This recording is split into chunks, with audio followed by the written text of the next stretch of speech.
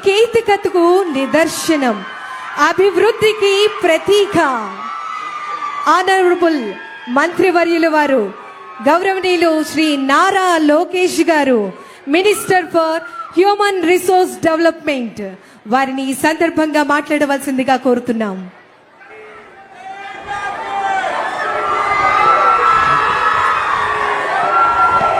వేదిక పైన గౌరవ ముఖ్యమంత్రి చంద్రబాబు నాయుడు గారికి, నాకు అన్న సమానమైన ఉప ముఖ్యమంత్రి గారు పవన్ అన్నకి, రవాణా శాఖ మార్చులు రామ్ ప్రసాద్ రెడ్డి గారు ఈ కార్యక్రమానికి రాలేకపోయారు.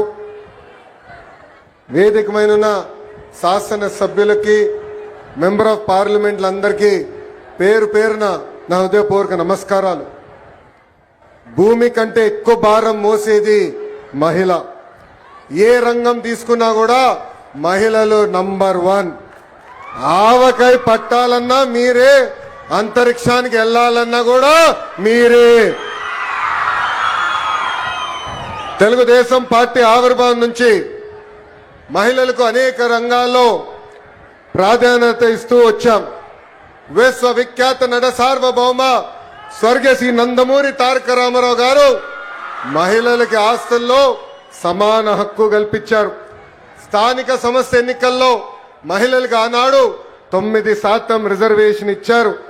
మహిళల కోసం ప్రత్యేకంగా ఒక విశ్వవిద్యాలయం కూడా ఏర్పాటు చేసింది అన్న ఎన్టీఆర్. మహిళల్ని అన్ని రంగాల్లో ప్రోత్సహించింది మన నాయకుడు చంద్రబాబు నాయుడు గారు. డ్వాక్రా గ్రూపులు ఏర్పాటు చేసిన దగ్గర నుంచి మహిళలకు ఆర్థిక స్వాతంత్రం ఇచ్చారు. విద్య, ఉద్యోగాలు, రాజకీయాల్లో మహిళలకి 33% రిజర్వేషన్ ఇచ్చారు. ఏకంగా మహిళల పేరుతోనే ఇళ్ల పట్టాలు కూడా అందించారు. అంతేకాదు ఏకంగా ప్రతిభా భారతి గారిని అసెంబ్లీకి తొలి స్పీకర్, మహిళా స్పీకర్ కూడా చేసింది చంద్రబాబు నాయుడు గారు. మనం తిరుగుతున్న ఆర్టీసీ బస్సుల్లో కూడా మహిళల్ని కండక్టర్గా నియమించింది కూడా చంద్రబాబు నాయుడు గారే. స్త్రీ శక్తికి ఎదురులేడు. నేను విద్యాశాఖ మంత్రి అయిన తర్వాత షైనింగ్ స్టార్స్ అనే కార్యక్రమం పెట్టా. ఆ కార్యక్రమంలో 10th క్లాస్, 11th క్లాస్లో, 12th క్లాస్లో బాగా చదువుకున్న పిల్లల్ని తీసుకొచ్చి సన్మానం చేస్తా. ఆ కార్యక్రమంలో నేను చూసా,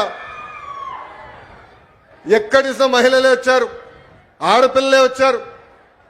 85% మంది ఆడపిల్లలే. అసలు అక్కడ మగవాళ్ళు ఎక్కడున్నారా అని ఎతుక్కునే పరిస్థితి. ప్రతిపక్షంలో నేనున్నప్పుడు మంగళగిరిలో స్త్రీ శక్తి పేరుతో అనేక సంక్షేమ కార్యక్రమాలు చేశా. దాంట్లో ప్రత్యేకంగా మహిళలకు కుట్టు మెషిన్లు, బ్యూటీషియన్ కోర్సుతో పాటు వాళ్ళకు కావాల్సిన పనిముట్లు కూడా ఆనాడు అందజేశాం. సుమారుగా 3600 మంది మహిళలకి కుట్టు మెషిన్ ఇష్టమే కాదు, ట్రైనింగే కాదు, దాంతోపాటు మార్కెట్ లింకేజ్ కూడా చేశాం. జూట్ బ్యాగులు, క్లాత్ బ్యాగులు కానివ్వండి, స్కూల్ యూనిఫామ్, ఇలా అనేక ఐటమ్లు తయారు చేసి ఈరోజు మహిళలు వాళ్ళ సొంత కాలు మీద నిలబడే పరిస్థితి. మహిళలకి అవకాశాలు ఇస్తే అద్భుతాలే మీరు సృష్టిస్తారు. దానికి ఉదాహరణ మా ఇల్లు. 1992లో ఆర్థికంగా సొంత కాలుపై నిలబడాలని ఆనాడు గౌరవ ముఖ్యమంత్రి చంద్రబాబు నాయుడు గారు హెరిటేజ్ అనే సంస్థ ప్రారంభించారు. కరెక్ట్గా 2 సంవత్సరాల తర్వాత మీ దయ వల్ల ఆయన ఫైనాన్స్, రెవెన్యూ మంత్రి అయ్యారు. ఇప్పుడు కంపెనీ ఎవరో చూడాలని అమ్మకి చెప్పారు, కంపెనీకి ఒకసారి వెళ్ళి నువ్వు చూసుకోవాలని. మా అమ్మ ఎప్పుడు కంపెనీకి వెళ్ళా, కంపెనీ ఎలా రివ్యూ చేయాలో తెలియదు. ఆయన బలవంతం చేశారు. కారు వేసుకుని కంపెనీ దగ్గరికి వెళ్ళేది, ఆఫీస్ దగ్గరికి, పైకి కూడా వెళ్ళేది కాదు. కింద నుంచే ఫోన్ చేసి పెద్దానికి నేను పైకి వెళ్ళలేను, నేను ఇక్కడ ఏం జరుగుతుందో నాకు తెలియదు అన్నారు. అలాంటిది ఈరోజు మా తల్లిని చూడండి, 5,000 కోట్ల విలువైన కంపెనీ ఆమె స్వయంగా నడిపిస్తుంది. అంతేకాదు అన్న ఎన్టీఆర్ పేరుతో ఎన్టీఆర్ ట్రస్ట్ అని ఆనాడు బాబు గారు స్థాపిస్తే ఈరోజు అద్భుతంగా మా తల్లి ముందలు తీసుకెళ్తుంది. తలసీమియా పేషెంట్స్ కి ప్రత్యేకంగా గౌరవ ఉప ముఖ్యమంత్రి పవన్ అన్న ఆనాడు 50 లక్షల రూపాయలు కూడా మనకు అందజేస్తాం జరిగింది. బ్రహ్మణి గురించి కూడా నేను చెప్పాలి కదా 2 మాటలు. స్టాన్ఫోర్డ్ లో చదివింది, తిరిగి వచ్చి కంపెనీలో ఇప్పుడు ఆమె పనిచేస్తుంది. ఏకంగా నా క్రెడిట్ కార్డు బిల్లు కూడా బ్రహ్మణియే కట్టే పరిస్థితికి వచ్చింది. నేను ఈరోజు హాయిగా ఇక్కడ తిరిగి మీకోసం సేవ చేయగలుగుతున్నానంటే దానికి కారణం బ్రహ్మణి మొత్తం మా ఇల్లు చూస్తుందని మహిళలందరికీ నేను తెలియజేస్తున్నా. అంతేకాదు, మా అమ్మమ్మ పేరుతో బసవ తారకం క్యాన్సర్ హాస్పిటల్ ఉంది హైదరాబాద్ లో. ఇప్పుడు ప్రత్యేకంగా అమరావతిలో కూడా ప్రారంభిస్తున్నారు. అక్కడ మా డైరెక్టర్ గా నిరుపేద కుటుంబాలకి అహర్నిశలు సహాయం కూడా చేస్తుంది. స్త్రీ శక్తి, ఈరోజు స్త్రీ శక్తి కార్యక్రమం ప్రారంభోత్సవం సందర్భంగా మీతో కొన్ని విషయాలు మాట్లాడాలనుకుంటున్నా. కొంతమంది మహిళల్ని కించపరిచే విధంగా మాట్లాడుతున్నారు. మహిళలు ఎంత బాధపడతారో నేను స్వయంగా నా ఇంట్లో నేను చూశాను. ఆనాడు శాసనసభ సాక్షిగా మా తల్లిని అవమానిస్తే మా తల్లికి 3 నెలలు పట్టింది కోలుకునేదానికి. తెలుగు వాడుక భాషల్లో కొన్ని పదాలు ఉంటాయి. చీర కట్టుకున్నావా, గాజులు తొడుక్కున్నావా, అమ్మాయిలాగా వేడవద్దని కొన్ని పదాలు వాడతారు. అవి ఎప్పుడిన్నా నాకు చాలా బాధ కలుగుతుంది. అలాంటి పదాలకి మనం ఫుల్ స్టాప్ పెట్టాలని ఈ సభాముఖంగా ఆంధ్ర రాష్ట్ర ప్రజలు నేను కోరుతున్నా. అలాంటి మాటలు ఎవరన్నా మాట్లాడితే మాట్లాడదని చెప్పండి. ఎక్కువ తక్కువ మాటలు చెప్పండి. అన్న లోకేష్ చెప్పాడు తోలు తీస్తాడని. ఈ సందర్భంగా గౌరవ ముఖ్యమంత్రి గారిని, ఉప ముఖ్యమంత్రి గారిని ఒక విషయం కోరాలనుకుంటున్నా. సినిమాల్లో, వెబ్ సిరీస్ లో మహిళల్ని కించపరిచే విధంగా డైలాగ్స్ వస్తే అవి తీసే వరకు ఆ సినిమాలు, వెబ్ సిరీస్ రిలీజ్ అవ్వకూడదని ఒక ప్రత్యేక చట్టం తీసుకురావాలని ఈ సభాముఖంగా పెద్దల్ని నేను కోరుతున్నా. మహిళా భద్రత గురించి అందరూ మాట్లాడతారు, అనేక చట్టాలు తీసుకురావాలంటారు. కానీ మహిళలకి భద్రత ఉండాలంటే, మహిళల్ని గౌరవించాలనేది మన ఇంటి నుంచే మొదలవ్వాలని నేను బలంగా నమ్ముతాను. అందుకే నేను విద్యాశాఖ మంత్రి అయినప్పుడు ప్రత్యేకంగా first class, second class text books తెప్పించా. దాంట్లో ఫోటోలు చూసా. ఇంటి పనులు చేస్తున్న ఫోటోలన్నీ మహిళల ఫోటోలు ఉన్నాయి. ఏకంగా అది నేను మార్చాను. ఇప్పుడు 50% ఫోటోలు మగవాళ్ళు ఇంటి పనులు చేసే ఫోటోలున్నాయి, 50% ఫోటోలు ఆడవాళ్ళు ఇంటి పనులు చేసే ఫోటోలున్నాయి. అంటే మార్పు అనేది ఇంటి నుంచే మొదలవ్వాలని బలంగా నమ్మే వ్యక్తి మీ లోకేష్. ఇంకా మెగా పేరెంట్ టీచర్ మీటింగ్ లో ప్రత్యేకంగా పిల్లలతో తల్లికి వందనం కూడా మన ప్రభుత్వం చేపించింది.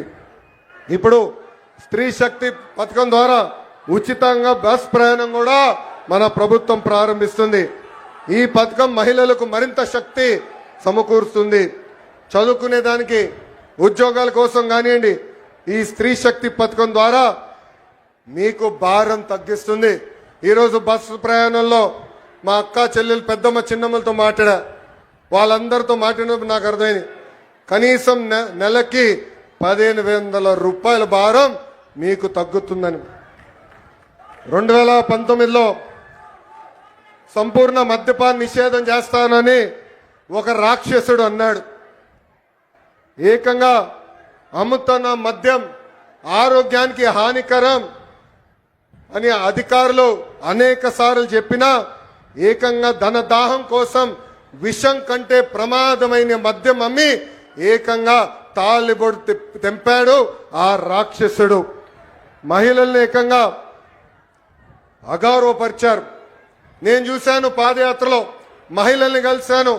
మీరు పడుతున్న కష్టాలు చూసిన తర్వాతనే గౌరవ ముఖ్యమంత్రి గారిని, చంద్రబాబు నాయుడు గారిని, గౌరవ ఉప ముఖ్యమంత్రి గారు పవన్ అన్న గారికి కలిసి మనం బాబు సూపర్ 6 మేనిఫెస్టో కూడా రూపొందిస్తాం జరిగింది. సొంత చెల్లితో రాఖీ కట్టించుకోలేని అన్న మహిళలు సంక్షేమం గురించి మాట్లాడుతున్నారు.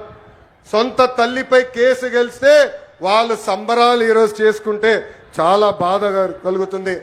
అందుకే వాళ్ళందరూ ఒకటే చెప్తున్నా, ముందల మీ ఇంట్లో ఉన్న అక్క చెల్లెలు పెద్దమ్మ చిన్నమ్మ అదేవిధంగా తల్లికి న్యాయం చేసిన తర్వాతనే మా గురించి మాట్లాడాలని హెచ్చరిస్తున్నా. చివరిగా ఒక విషయం చెప్పాలనుకున్నా, ప్రభుత్వ కొనసాగింపు అనేది చాలా చాలా అవసరం. 2019లో రాష్ట్రం దారి తప్పింది. దానివల్ల అందరం అనేక ఇబ్బందులు ఎదుర్కొన్నాం. కనీసం మాట్లాడడానికి స్వేచ్ఛ ఉండేది కాదు. ఆనాడు ముఖ్యమంత్రిగా పనిచేసిన వ్యక్తి ఇట్లా వచ్చి ప్రజల్ని కలిసే పరిస్థితి కూడా ఉండేది కాదు. యువకులు చాలా నష్టపోయారు. మన రాష్ట్రంలో ఉన్న పరిశ్రమల్ని పక్క రాష్ట్రానికి తరిమేసే పరిస్థితి.